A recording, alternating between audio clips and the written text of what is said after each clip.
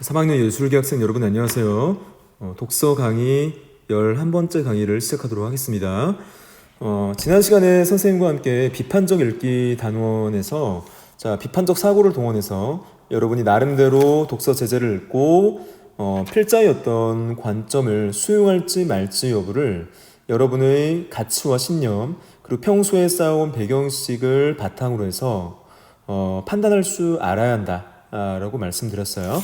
자, 그리고 의견 양극화와 생산적 논쟁이라는 논설문에서 우리나라 즉 한국 사회의 어떤 토론 문화를 살펴봤었고, 자, 그 토론 문화에서 의견 스펙트럼의 다양화가 이루어져야 한다라는 부분에 있어서의 어떤 토론문을 한번 살펴봤어요. 그래서 토론과 논쟁의 어떤 필요성에 대해서 필자가 강조를 하고 있었고, 자, 이것에 대해서 나름대로의 어떤 논리적 근거들을 들었었죠.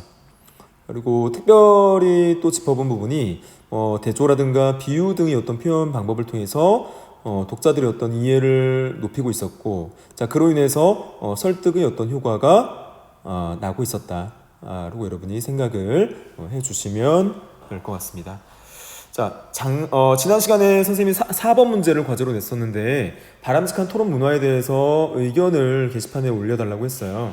그래서 바람직한 토론 문화에 대해서 여러분 나름대로 생각하고 있는 부분들을 잘 올려줬어요.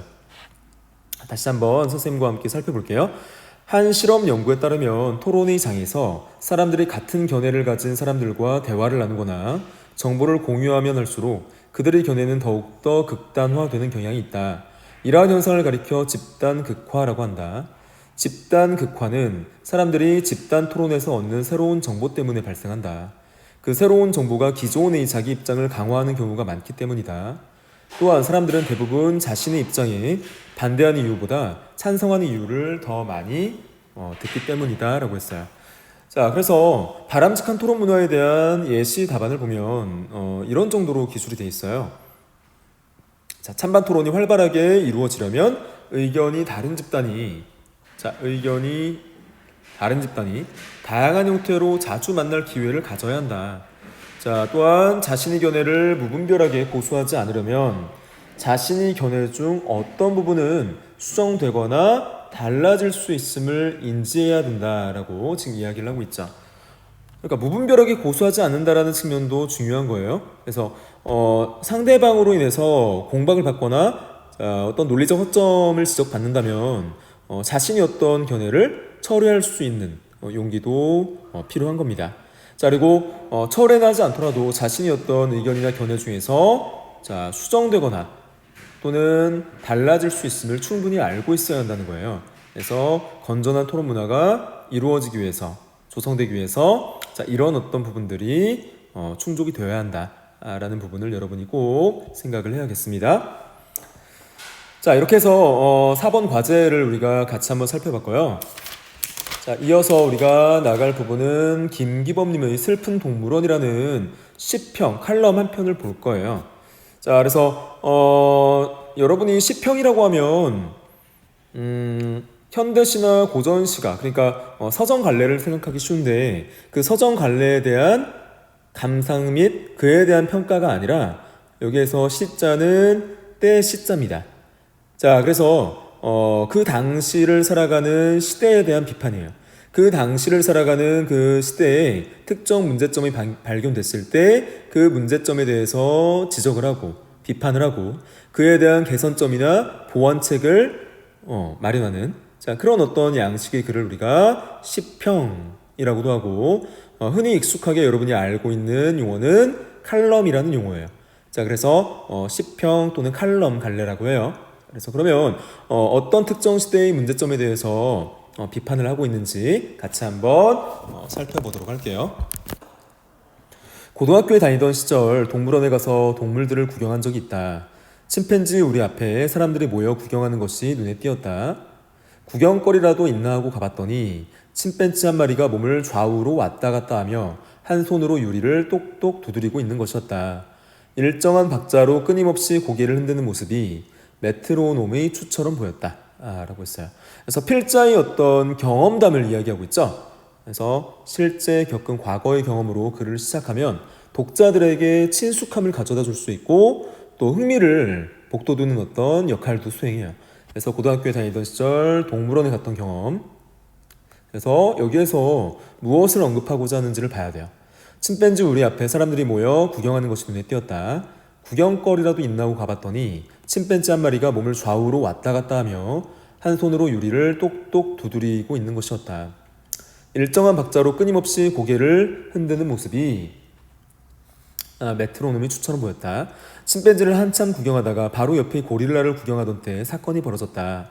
두꺼운 강화 유리벽 안쪽 깊숙한 곳에서 몸을 잔뜩 웅크리고 있던 고릴라가 갑자기 사람들 쪽으로 뛰어나와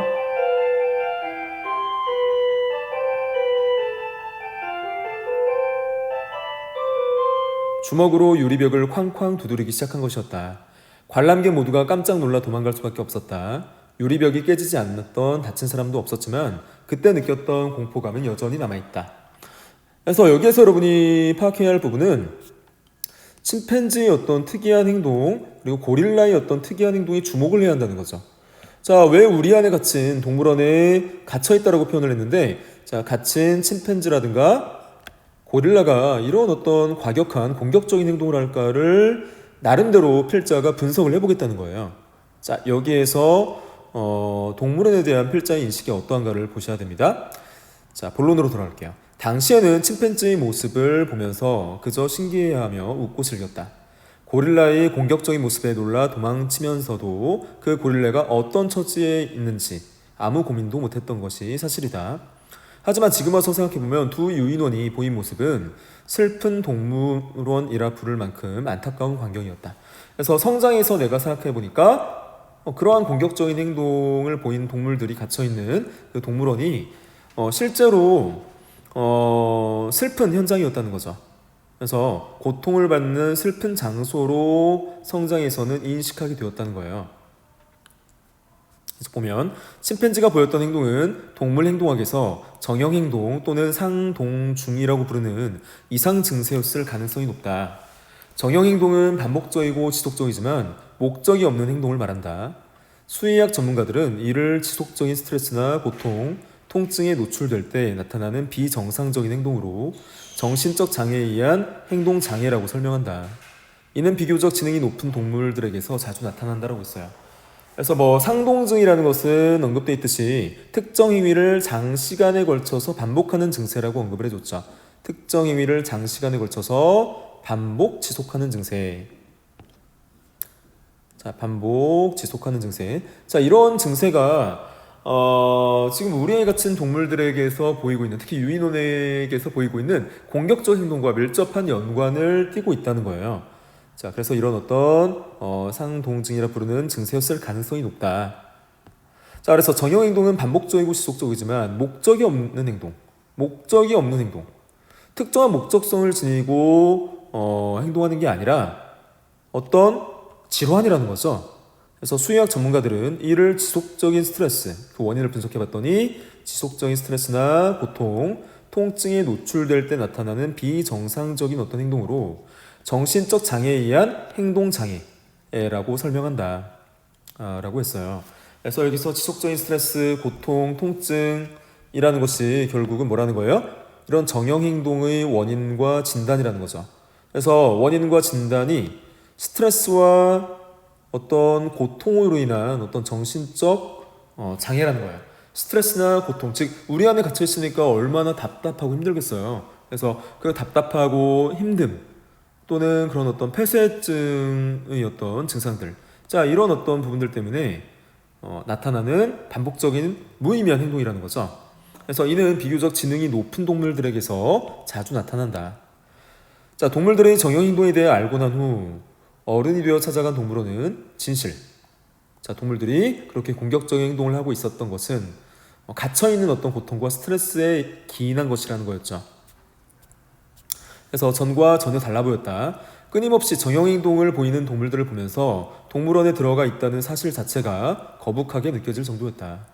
그곳에서 본 늑대와 곰은 끊임없이 무의미한 행동들을 반복하고 있었다. 특히 늑대들은 단 한 마리의 예외도 없이 정형행동을 보이고 있었다. 우리 앞에서 관찰하는 내내 늑대는 하염없이 철창 바로 앞 4에서 5m 정도 거리를 왔다 갔다 하고 있었다. 다른 동물들도 마찬가지였다라고 했어요. 그래서 그런 늑대를 비롯한 다른 동물들도 그런 정신적 장애를 겪고 있었다라는 겁니다. 자, 두 번째 본론으로 넘어갈게요. 자, 동물원을 즐거운 소풍 장소로만 생각하는 대부분의 사람들에게 동물원이 동물들의 고통과 슬픔으로 가득 찬 공간이라고 말하기는 쉽지 않다.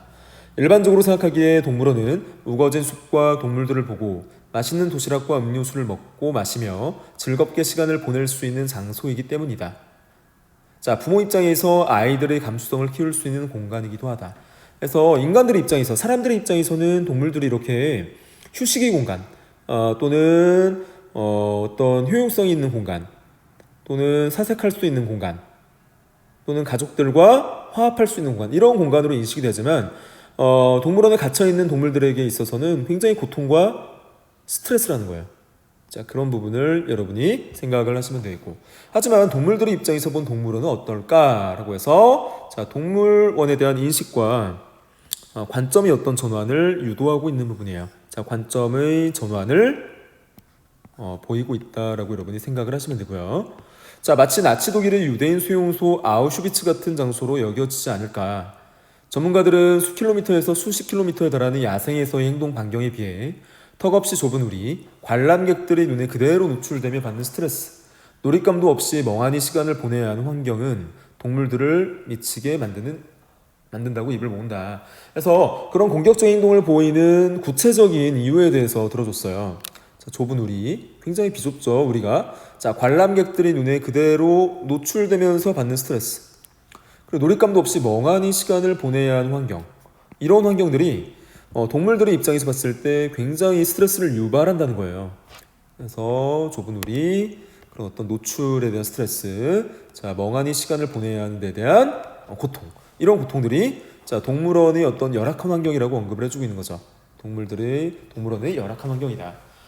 그래서 동물 전문가들이 꼽는 최악의 동물원은 체험 장사를 하는 곳인데, 특히 새끼 동물을 만지게 해주는 동물원들이 비판을 받고 있다. 체험이라는 이름으로 동물들을 만지게 하는 것이 동물들에게 극심한 스트레스를 주는 동시에 몸에 엄청난 자극을 주는 일이다. 특히 새끼 동물들은 스트레스에 더욱 민감하기 때문에 사람들이 많이 만질수록 쉽게 죽는다고 한다. 그래서 그런 스트레스에 머무는 것이 아니라 심지어 생명까지 이를 수 있다라는 어떤 경고를 하고 있어요. 그래서 자, 동물들에게 극심한 어떤 스트레스를 주는 동물원의 어떤 체험 행사에 대해서 언급을 해줬어요. 자, 그러면 필자가 현재 이런 어떤 동물원의 실태에 대해서 결론적으로 어떤 입장을 내고 있는지, 또는 어떤 대안을 제시하고 있는지를 여러분이 보셔야 돼요. 자, 결론부를 볼게요. 자, 만약 동물원에 가게 된다면 동물들이 얼마나 나쁜 환경에서 살아가고 있는지 천천히 살펴보는 것이 어떨까. 동물원 동물들이 겪는 고통을 생각해보고 동물원이 과연 필요한 것인지도 생각해 볼 필요가 있다라고 했어요. 그래서 여기에서는 여러분이 비판적 성찰의 어떤 필자의 요구가 담겨 있다고 보시면 돼요.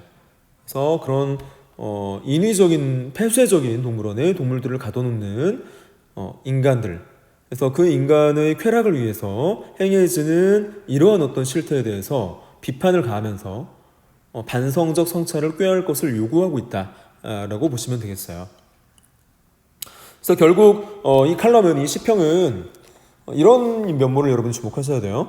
경험을 이야기하면서 독자들로 하여금 어떤 호기심을 유발하고, 그리고 공감대를 형성하게끔 하죠. 자, 그리고 동물원이라는 어떤 장소에 대한 인간과 동물의 어떤 시각을 대비적 관점에서 제시함으로써 인간들의 어떤 동물에 대한 이해 부족 또는 배려 부족에 대해서 강조를 했고요. 자, 마지막으로 동물 행동학의 어떤 이론과 전문가의 견해까지 인용하면서 글의 내용의 신뢰성을 좀 더 부여하려고 노력한 흔적들이 보입니다. 그래서 결국은 이 칼럼은, 이 시평은 동물원에 대한 어떤 독자들의 성찰 또는 반성을 요구하고 있다, 또 유도하고 있다라고 생각을 하시면 되겠습니다. 자, 이렇게 해서 여러분이 우리가 시평 한 편을 살펴보면서 비판적 독해의 단원을 마무리 졌어요. 자, 그 다음 우리가 나갈 읽기는 감상적 읽기예요. 자, 감상적 읽기 또는 감상적 독해라고도 하죠. 자, 그런 감상적 읽기나 감상적 독해는 앞선 시간에 선생님이 말씀드렸다시피 문학작품 읽기입니다. 자, 문학 작품 읽기인데 문학이 갈래에 네 가지가 있었죠? 그 네 가지가 뭐였죠? 서정 갈래, 서사 갈래, 극 갈래, 교술 갈래가 있었어요. 자, 그래서 서정, 서사, 극, 교술 갈래 이 네 가지 갈래를 여러분이 감상하면서 효과적으로 독해하려면 어떤 방법에 입각해서 어떤 전략을 활용해서 읽어 나가야 하느냐에 대한 단원이 감상적 읽기 단원이에요. 자, 그러면 생각 열기에 사진을 같이 한번 볼게요. 다음 사진 속 글을 읽고 공감하는 점이 있는지 이야기해보자 라고 했어요. 자, 일단 보면 어떤 글이 있나요? 푸른 바다에는 고래가 있어야지. 고래 한 마리 키우지 않으면 청년이 아니지. 선생님도 지금 굉장히 감동적인 어떤 문구 같은데, 자, 이 문구에 대해서 여러분이 마음속에 어떤 울림을 얻었다면 그 울림의 내용을 과제 게시판에 올려주시면 좋을 것 같아요. 자, 이 문구에 대한 여러분 나름대로의 어떤 공감하는 점 또는 느낀 점 또는 마음이 울림을 받은 어떤 학생들은 과제 게시판에 자유롭게 올려주시면 좋을 것 같아요. 자, 이 부분은 오늘의 과제로 여러분께 제시하겠습니다. 자, 이렇게 선생님이 이야기를 할게요. 감상적 읽기 개념에 대해서 설명을 해줘요. 자, 감상적 읽기의 개념을 어떻게 이야기하냐면 감상적 읽기는 글에 대해서 정서적으로 반응하며 읽는 활동이다. 정서적 반응이라는 것은 필자나 아니면 필자라고 하면 여기에서 소설의 필자도 되고 시인도 되고 아니면 수필의 작가도 되겠죠. 그러한 어떤 작가의 어떤 글에 정서적으로 반응한다. 즉 정서적으로 공감할 수도 있고 공감하지 않을 수도 있고 비판을 가할 수도 있고 자, 여러 정서적 반응들이 존재하죠. 그런 정서적 반응에 초점을 둔 글을 읽기라는 거예요. 그래서 독자는 글을 읽으면서 기쁨과 즐거움을 느끼거나 슬픔에 잠기기도 하는 등 다양한 감정을 경험할 수 있다. 또 글에 나타난 생각과 가치에 공감하면서 삶의 교훈이나 깨달음을 얻기도 한다. 이처럼 감상적 읽기는 감정을 정화하고 삶을 성숙하게 하는데 큰 역할을 한다 라고 설명을 하고 있어요. 그래서 감상적 읽기의 가장 주된 기능에 대해서 언급을 해준 거예요. 그래서 기쁨과 즐거움을 느껴요. 그리고 슬픔에 잠기는 정서적 반응, 자, 생각과 가치에 공감하기도 하고 삶의 교훈이나 깨달음을 얻기도 해요. 그래서 다양한 어떤 정서적 반응을 보이기도 하고 삶의 교훈을 얻기도 한다는 거죠. 그래서 자, 감상적 읽기의 효용에 대해서 이야기를 해줬어요. 자, 그러면 첫 번째 공감하거나 감동을 느낀 부분을 찾아나가는 것이 감상적 읽기의 주요 핵심 내용이라고 첫 번째에서 언급을 해주고 있어요. 그러면 공감하거나 감동을 느끼는 것이 왜 중요하냐? 자, 공감의 정의를 먼저 이야기를 합니다. 공감이란 다른 사람의 생각이나 감정을 자신의 것처럼 느끼는 것을 말한다. 다른 사람의 생각이나 감정을 자신의 것처럼 느끼는 것. 즉, 다른 사람의 감정이나 행동에 이입을 하는 거예요. 아, 저 사람이 슬픔을 느끼고 있구나. 또는 힘들어하는구나. 또는 기뻐하는구나. 에 대해서 그 감정이 마치 내 감정인 양 이입을 하는 거예요. 즉, 공감을 해주는 것을 말하죠. 자, 그래서 공감의 개념에 대해서 언급을 했습니다. 자신의 것처럼 느끼는 것.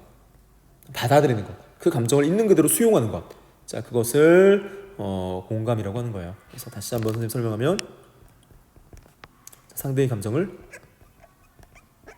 상대의 감정이나 정서를 있는 그대로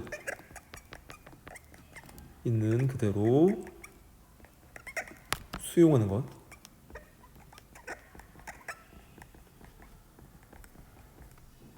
자, 상대의 감정이나 정서를 있는 그대로 수용하는 것을 우리가 공감이라고 해요. 자, 그래서 그 공감의 정의를 내렸고요. 계속해서 보시면 독자는 글을 읽으면서 글쓴이의 생각에 공감하거나 글 속의 인물과 자신을 동일시하여 정서적 교감을 느낌으로써 감동을 받는다. 공감과 감동은 글을 감상하는 과정에서 일어나는 가치 있는 심적 변화로서 글을 통해 독자가 겪는 정서적 경험이라 할 수 있다. 독자는 자신의 정서적 반응에 유의하며 그래서 공감하거나 감동을 느낀 부분을 찾아서 그 의미를 잘 생각해 보아야 한다. 그래서 공감하거나 감동을 느낀 부분에 대해서 그 의미를 고려해 봐야 할 필요성이 있다는 거죠. 그래서 첫 번째 단원에서 이 부분에 여러분이 초점을 둬서 공부를 해두시면 좋을 것 같아요. 자, 두 번째, 깨달음이나 즐거움을 얻는 효용도 있어요. 자, 깨달음이나 즐거움은 교술관례의 문학에서 가능하겠죠. 예를 들어 수필이나 아니면 뭐 일기문이라든가 편집들, 자, 이런 어떤 교술관례의 글에서 깨달음이나 즐거움을 얻는 어떤 문학들을 접할 수 있어요. 그래서 같이 한번 살펴보면 이렇습니다. 자, 독자는 독서를 통해서 이전에는 인식하지 못했던 삶의 이치를 깨닫기도 하고 반복되는 일상에서 느끼는 어려운 재미나 즐거움을 느끼기도 한다. 예를 들어 독자는 감동적인 글을 읽고 삶의 교훈을 얻거나 감정의 정화를 경험할 수 있다. 또한 그래서 새롭고 재미있는 정보와 지식을 얻을 수 있다. 깨달음이나 즐거움은 삶의 여러 상황에서 얻을 수 있지만 글에는 글쓴이 지적 성취나 다양한 정서적 경험이 담긴다는 점에서 독서야말로 깨달음과 즐거움을 얻기에 적합한 수단이라 할 수 있다. 그래서 여러분이 그 깨달음이나 즐거움을 얻는다라고 했을 때 교훈적인 글만 생각하기 쉬운데 그렇지도 않다는 거예요. 일반적으로 여러분이 뭐 소설이나 아니면 여러분이 뭐 자주 접하는 어떤 교술관례의 어떤 글 또는 심지어 현대시 작품들까지 그 나름대로의 어떤 깨달음이 있다는 겁니다. 자, 예를 들어 독자는 감동적인 글을 읽고 삶의 교훈을 얻거나 감정의 정화를 경험한다. 삶의 교훈을 얻거나 감정의 정화를 경험할 수도 있고 또한 그래서 새롭고 재미있는 정보와 지식을 얻을 수 있다. 깨달음이나 즐거움은 삶의 여러 상황에서 얻을 수 있지만 글에는 글쓴이 지적 성취나 다양한 정서적 경험이 담긴다는 점에서 독서야말로 깨달음과 즐거움을 얻기에 적합한 수단이라 할 수 있다. 자, 세 번째 부분을 볼게요. 세 번째 챕터에 보면 글을 독자 자신의 것으로 받아들이기. 자신의 것으로 받아들인다, 수용한다는 건 뭐냐면 앞서 선생님이 언급했듯이 감상적 독해에서도 그 감상을 그대로, 즉 필자의 어떤 감정을 그대로 수용할 것이냐 아니면 나의 감정에 비추어 봐서 공감하지 않을 수도 있는 거죠. 그래서 내 것으로 만들려면 그 필자나 아니면 시인이나 작가의 어떤 정서나 감정을 여러분이 수용해야 하는 거죠. 그러면 어떤 방법으로 수용할 것이냐에 대해서 언급을 해줍니다. 글에는 다양한 지식, 사고, 정서, 가치, 규범, 태도 등이 나타나는데 독자는 자신이 공감하거나 감동을 느낀 부분을 중심으로 해서 자신에게 의미 있다고 여기는 것을 받아들인다. 이는 즉각적으로 일어나기도 하지만 시간을 두고 서서히 일어나기도 한다. 독서가 글쓴이와 독자 간의 소통이라는 점을 고려하면 독자가 자신이 감상한 내용을 자신에게 맞게 수용할 때 감상적 읽기가 제대로 이루어졌다고 볼 수 있다. 그래서 감상적 읽기가 제대로 이루어졌다고 볼 수 있다라는 겁니다. 자, 그래서 나의 것으로 감정을 받아들인다는 것을 우리가 내면화라고 해요. 그 작가나 시인이나 아니면 필자의 어떤 감정을 받아들인다, 나의 것으로 만든다라는 것을 우리가 다른 말로 내면화한다라고 해요. 내면화. 자, 내면화라는 교육과정 용어를 사용하기도 합니다. 참고로 알아두세요. 자, 그러면 감상적 독해의 첫 번째 작품으로 제시가 된 작품이 교술갈래예요. 자, 교술갈래, 수필갈래인데 박완서 작가님의 꽃출석부 1이라는 수필 한 편이 제시가 돼 있어요.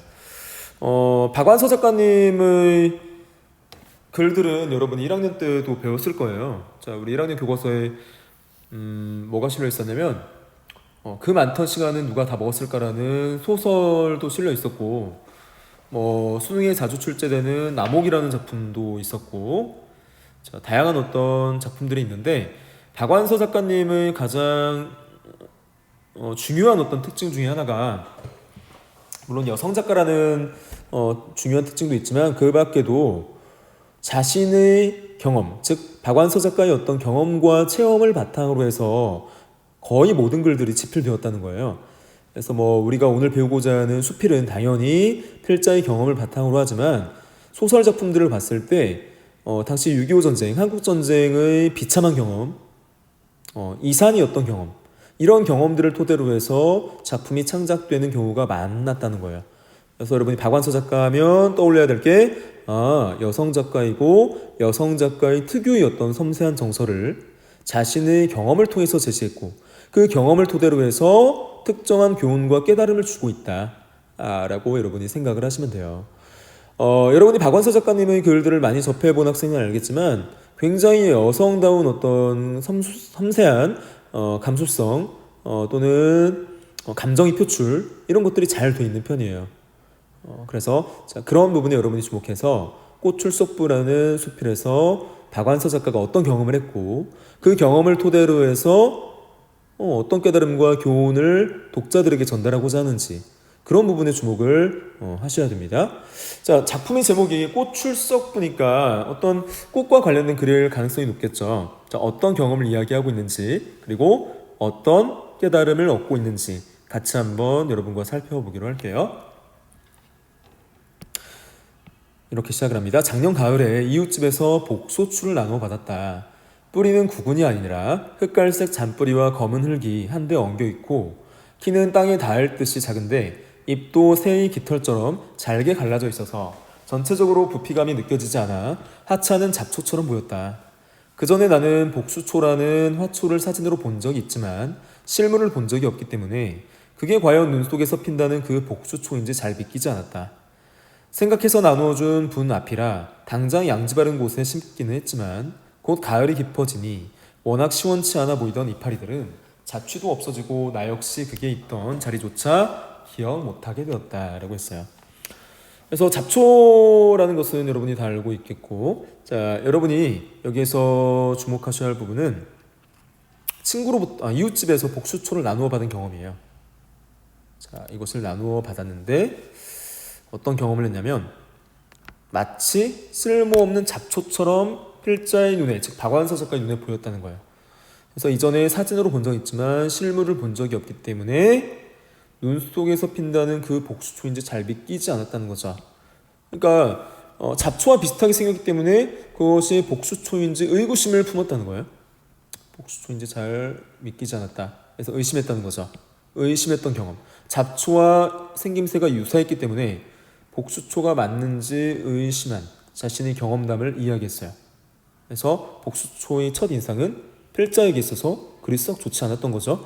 자, 그래서 계속 보면 생각해서 나누어준 분 앞이라 당장 양지 바른 곳에 심긴 했지만 곧 가을이 깊어지니 워낙 시원치 않게 보이던 이파리들이 자취도 없어지고 나 역시 그게 있던 자리조차 기억 못하게 되었다. 그래서 잡초처럼 생겼으니까 기억을 못할 만큼 특별한 느낌을 받지 못한 거예요. 잡초인 것 같은데 저게 복수초이냐? 라는 어떤 의구심을 품면서 관심을 기울이지 못했던 거죠. 그래서 특별한 느낌을 받지 못할 정도로 큰 관심을 기울이지 않았어요. 중간 부분 볼게요. 아마 3월이 되자마자였을 것이다. 자, 3월이 됐어요. 자, 샛노란 꽃 두 송이가 땅에 닿게 피어 있었다. 하도 키가 작아서 하마터면 밟을 뻔했다. 그러나 빛깔은 진한 황금색이어서 아직 아무것도 싹트지 않은 황량한 마당에 몹시 생뚱스러워 보였다. 라고 해서 복수초의 꽃에 대한 전체적인 어떤 인상과 그리고 그 꽃에 대한 묘사를 내용 전개 방식으로 채택을 했네요. 자, 꽃을 피운 복수초에 대한 첫 인상인데 키가 아주 작고 마당과 어울리지 않아서 생뚱스럽다. 긍정적으로 반응하지 않고 있어요. 그래서 키가 작고 어울리지 않는다, 생뚱맞다 라는 어떤 약간 부정적인 어떤 반응을 보입니다. 그리고 곧 큰 눈이 왔어요. 자, 아무리 눈 속에서 피는 꽃이라 알려져 있어도 그 작은 키로 견디기에 너무 많은 눈이었다. 나는 눈으로는 눈의 무게를 이기지 못해 꺾인 듯 축 처진 소나무 가지를 바라보면서 마음으로는 그 샛노란 꽃의 속절없음을 생각하고 있었다. 그래서 눈의 무게를 이기지 못해 꺾인 듯 축 처진 소나무 가지를 바라봤고 그 샛노란 꽃의 속절없음의 의미를 여러분이 아셔야 돼요. 그래서 복수초를 걱정하면서 지금 소나무 가지도 쳐졌는데 이 땅바닥에 붙어있는 작은 꽃이야 말할 나위가 있겠느냐라고 생각한 거죠. 그래서 그런 폭설에 죽었을 것이라고 단념했다는 거예요. 그래서 죽었을 것이라고 예상하고 단념한 필자의 즉 박완서 작가의 당시 어떤 태도가 드러나고 있어요. 대문 밖의 눈은 추워주었지만 마당의 눈은 그대로 방치해두었기 때문에 녹아 없어지는데 며칠 걸렸다. 놀랍게도 제일 먼저 녹은 데가 복수초 언저리였다. 자, 놀랍게도 깜짝 놀란 거죠. 그래서 왜 놀랐냐면 제일 먼저 녹은 곳이 그런 어떤 복수초의 근처였다는 거죠. 그래서 이거는 이 작은 어떤 꽃이 죽었을 거라고 예상을 했는데 그렇지 않고 오히려 강한 생명력을 갖고 그 폭설을 견뎌낸, 극복해낸 복수초에 대한 굉장한 놀라운 어떤 탄성이에요. 자, 그래서 눈을 이겨낸 복수초에 대해서 놀라워하는 감탄이라고 해도 되고, 자, 탄성이라고 해도 상관없어요. 그래서 보시면 그 작은 풀꽃의 머리칼 같은 뿌리가 땅속 어둠에서 따뜻한 지혈을 길어 올렸기에 복수초는 그 두터운 눈을 녹이고 더욱 샛노랗게 더욱 싱싱하게 해를 보고 있었다. 온종일 그렇게 피어있다가 해질 무렵에는 타원형으로 오므라든다. 그러다가 아주 시들어버릴 줄 알았는데 다음날 해만 뜨면 다시 활짝 핀다. 그래서 지열은 땅에서 나는 열이고 그 열을 바탕으로 해서 눈을 녹였다라는 거죠. 그리고 샛노랗게 더욱 싱싱하게 해를 보고 있다. 그래서 생명력을 느끼는 거예요. 더욱 싱싱하게 느껴졌다는 것은 복수초의 강한 생명력과 연관성이 있어요. 복수초의 강한 생명력입니다. 강한 생명력. 복수초의 강한 생명력 정도로 여러분이 이해를 하시면 되겠어요. 그래서 계속 보시면 어떤 복수초의 어떤 특성에 대해서 또 언급을 해줘요. 온종일 그렇게 피어있다가 해질 무렵에는 타원형으로 오므라든다. 그러다가 아주 시들어 버릴 줄 알았는데 다음날 또 해만 뜨면 다시 활짝 핀다는 거예요. 그래서 복수초의 어떤 일반적인 어떤 특성에 대해서 언급을 하면서 강한 어떤 생명력에 대해서 또 언급을 하고 있는 거예요. 시들어버릴 줄 알았는데 생명력을 잃지 않고 유지하고 있다가 자, 해만 뜨면 다시 활짝 피는 자, 복수초의 어떤 생명력에 대해서 언급을 해줍니다. 자, 그러나 자, 마냥 그럴 수는 없는 일이다. 곧 안 깨어나고 져버리는 날이 있겠기에 그게 피어있는 동안만이라도 누군가에게 보여주고 자랑하고 싶어서 나는 집에 손님만 오면 그걸 구경시킨다. 자, 복수초의 생명력에 대해서 또 언급을 해줬네요. 생명력 또는 신비로움 정도로 여러분이 이해를 하시면 될 것 같아요. 생명력, 신비로움. 나는 그런 어떤 신비로움과 생명력을 손님들에게 구경시켜주고 싶었다는 거죠. 자, 그러나 내가 기대하는 것만치 신기해하는 이가 별로 없다. 어떤 친구는 마당에 피는 꽃이 100가지도 넘는다고 해서 부러워했는데 이런 것까지 쳐서 100가지냐고 기막힌 듯이 물었다. 하찮다고 생각한 거예요. 자, 하찮은 꽃까지 관심을 기울이냐라고 했던 거죠. 자, 듣고 보니 내가 그런 자랑을 한 적이 있는 것 같았다. 그러나 거짓말을 한 건 아니다. 그 친구는 아마 기화요초가 어우러진 광경을 상상했나 보다. 내가 100가지 넘는다고 한 것은 복수초 다음으로 피어날 민들레나 제비꽃, 할미꽃까지 다 합친 수요이다. 올해는 복수초가 1번이 되었지만 작년까지만 해도 산수유가 1번이었다. 곧 4월이 되면 목련, 매화, 살구, 자두, 앵두, 조팝나무 등이 다투어 꽃을 피우겠지만 그래도 조금씩 날짜를 달리해서 순서대로 피면서 그 그늘에 제비꽃이나 민들레, 은방울꽃을 거느린다. 꽃이 제일 먼저 핀 것은 복수초이지만 잎이 제일 먼저 흙을 뚫고 모습을 드러낸 것은 상사초이고 그 다음이 수선화이다. 수선화는 벚꽃이 필 무렵에나 필 것 같고 상사초는 잎이 시들어 지상에서 사라지고 나서도 한참이나 더 있다가 꽃대를 밀어 올릴 것이다. 이렇게 그것을 기다리고 마중하다 보니 내 머릿속에 출석부가 생기게 되고 출석부란 원래 이름과 함께 번호를 매기게 돼 있는지라 100번이 넘는 것을 알게 됐다. 작품의 제목이 의미가 여기에서 드러나네요. 보면 꽃이 100여 가지나 핀다고 앞서 박완수 작가가 언급을 했잖아요. 그래서 1번이 올해는 복수초였고 그 순번을 매기다 보니까 100번까지 갔다는 거죠. 그래서 자, 기다리고 마중하다 보니 내 머릿속에 출석부가 생겼고 출석부는 원래 이름과 함께 번호를 매기게 되어 있다는 거죠. 그래서 이 출석부는 자, 작품의 제목에서 언급한 꽃 출석부 1번부터 100번까지의 그 꽃 출석부가 되겠죠. 자, 이름을 모르면 100번이라는 숫자도 나오지 않았을 것이다. 그것들이 순서를 지키지 않고 멋대로 피고 시면 이름이 궁금하지 않았을지도 모른다. 그래서 순서를 지키면서 동시에 피지 않고 순서를 지키면서 피었기 때문에 1번부터 100번까지 순번을 필자가 매길 수 있었다는 거예요. 자, 마지막 부분 볼게요. 자, 내가 출석을 부르지 않아도 그것들은 올 것이다. 그래도 나는 그것들이 올해도 하나도 결석하지 않고 전원 출석하기를 바라기 때문에 그것들이 뿌리로 씨로 잠든 땅을 함부로 밟지 못한다. 그것들이 왕성하게 자랄 여름에는 그것들이 목마를까봐 마음 놓고 어디 여행도 못할 것이다. 자, 어떤 그 꽃들에 대한 배려심이 잘 드러나고요. 자식처럼 생각하는 필자의 박완수 작가의 따뜻한 마음이 잘 드러나죠. 그것들은 출석할 때마다 내 가슴을 기쁨으로 뛰놀게 했다. 백식구는 대식구이다. 가족처럼 생각하는 거예요. 식구라고 언급한 부분은 가족으로 인식하는 겁니다. 자, 이게 저도 언급을 했듯이 꽃들을 가족이나 식구처럼 생각한다. 가족이나 식구처럼 생각하는 필자의 태도가 잘 드러나고 있죠. 자, 나에게 그것들을 부양할 마당이 있다는 걸 생각만 해도 뿌듯한 행복감을 느낀다. 내가 이렇게 사치를 해도 되는 것일까? 괜히 송구스러울 때도 있다. 그것들은 내가 기다리지 않아도 올 것이다. 그래도 나는 기다린다. 기다리는 기쁨 때문에 기다린다. 그래서 기다리는 기쁨 때문에 기다린다는 것은 그만큼 꽃에 대한 어떤 사랑의 마음이 크다는 것을 의미해요. 그래서 꽃들에 대한 강한 애정을 느끼고 있는 필자의 태도가 자, 드러나 있다라고 보시면 되겠어요. 그래서 전체적으로 필자의 꽃에 대한 경험, 특히 복수초의 어떤 특성을 언급하면서 체험을 언급을 했는데, 자, 꽃이 피어나는 과정에서 어려움을 이겨내고, 자, 그런 어떤 시련을 이겨내고 때를 지키면서 순서를 지키면서 피어나가는 꽃을 사랑하고 애정으로서 돌보는 필자의 태도가 잘 드러났어요. 그래서 여기에 여러분이 감정적으로 공감할 수 있느냐, 또는 감정적으로 내가 공감하지 않는다면 그 이유는 무엇이냐 라는 정도를 여러분이 자유롭게 생각할 줄 알아야겠어요. 자, 오늘 강의는 여기까지 하도록 하고요. 앞서 선생님이 내줬던 74쪽에 생각 열기 특정 문구에 대한 공감하는 점에 대한 자유로운 기술, 자, 이것을 과제 게시판에 올려주시면 되겠습니다. 자, 오늘 강의 듣느라 고생 많았어요. 다음 시간에 보도록 할게요.